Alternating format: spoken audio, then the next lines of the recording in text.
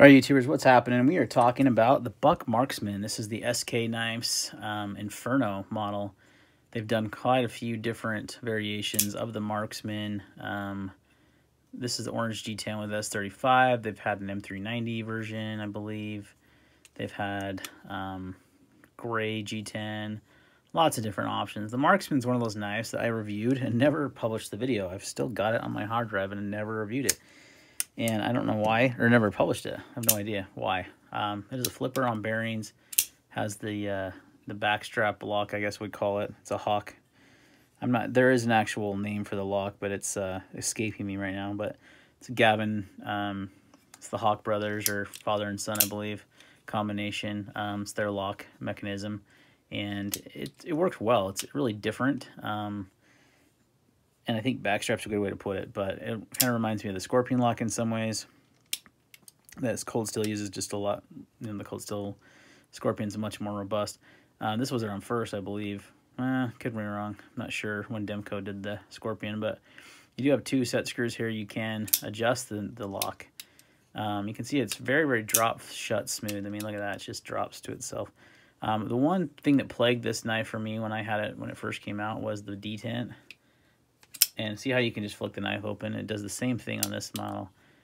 You can adjust these screws to make it like a little stiffer, but the flipping action is great. And it doesn't like, it's kind of weird. It won't flick open like this. Like you could sit here and do this all day. It won't, but if you give it enough wrist right there, it's going to open. And I don't know. That's one thing I've never really liked about this lock. I like a good detent that's not going to, you know, I don't know that the knife's ever going to open your pocket or anything, but it's... yeah, it works. It's just a little, you know, there it goes again. So other than that, I mean, I like the Marksman. This is a great addition. Nicely stonewash, or like that black wash blade stock. Not blade stock, sorry. Black wash blade. Made here in the USA, S35. The Boss heat treat, so it's going to be great heat treat. Very comfortable handle. Feels good in the hand.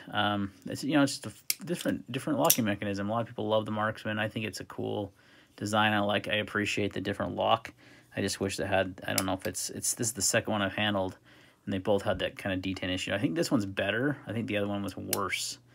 But like I said, you can adjust it right here. So an interesting knife for sure from Buck. So let's do some comparisons here of size so you guys can get an idea. There's the smock. Rocking some nice burgundy micarta scales, and then the 940 rocking some titanium scales. So it's about same size as the smock, a little bit bigger. It's about the size of a large Sabenza, honestly. Here's a small Sabenza, just as a size comparison. But pretty good sized knife. I think these are better made than the typical Buck knives when they go through SK blades, so it's kind of like their specialty is to do Buck knives. It's pretty thick behind the edge though, 0.033 inches, pretty thick behind the edge, so it came pretty sharp. This is and I should have mentioned, this is part of the Apex pass around group. This is a pass around knife. They provided it for our group, and you'll probably have seen a few videos on this exact knife kind of floating around the old interwebs. But yeah, I don't know. I can't get behind the Marksman. I don't know what it is. It's kind of an addictive lock to play with. The knife itself has a nice, comfortable handle. I just think that detent kind of in the back of my head is like, I don't know. Is it going to open on me?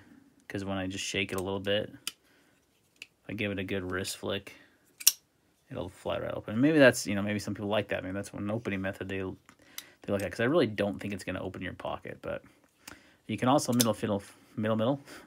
You can middle finger flick it. You can obviously use the flipper, and then you can kind of slow roll it there. And you can actually use the lock to open it as well if you wanted to. So lots of different ways. A very fidget, lots of fidget factor in this guy. Definitely, you know, something I could see people liking to fidget around with. So it does have a nice deep carry clip. I'll show you that. It should carry pretty deep in the pocket, I'd imagine. Oh yeah, very, very deep. I mean, it doesn't get any deeper. That knife completely disappears, which is cool. So that's interesting. I like the color combination, the orange and the you know, the black and the kind of Halloweenish. This is definitely a Halloween knife. And it's April when I'm doing this video. But overall, like, you know, like I said, the Marksman is a different knife. I appreciate that. I appreciate the locking system. You know, the hawks are very innovative in their locks, and I like that about it. And it keeps the knife pretty slim. It's a pretty slim package. Let's see. It's definitely under ½ inch.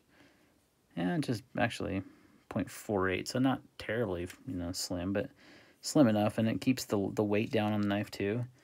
It is pretty light for its size. It's pretty much a full-size knife. I think it measures about 4.7 inches long, but only weighs 3.4 ounces, 3.5 ounces. So it's pretty lightweight, which is always a good thing, in my opinion, for an EDC knife. Yeah, I don't know what else to say, guys. That's going to be a shorter video today, but it's going to kind of wrap it up for the buck knives. SK Inferno is what they call this one. Yeah, I like it. The lock's different. You know, the one thing that kind of just, like I mentioned, stands out is that detent. It's the same issue I had on, it's not as bad on this one, but it's definitely there. So something to consider. Thanks, guys, for watching. See you next time.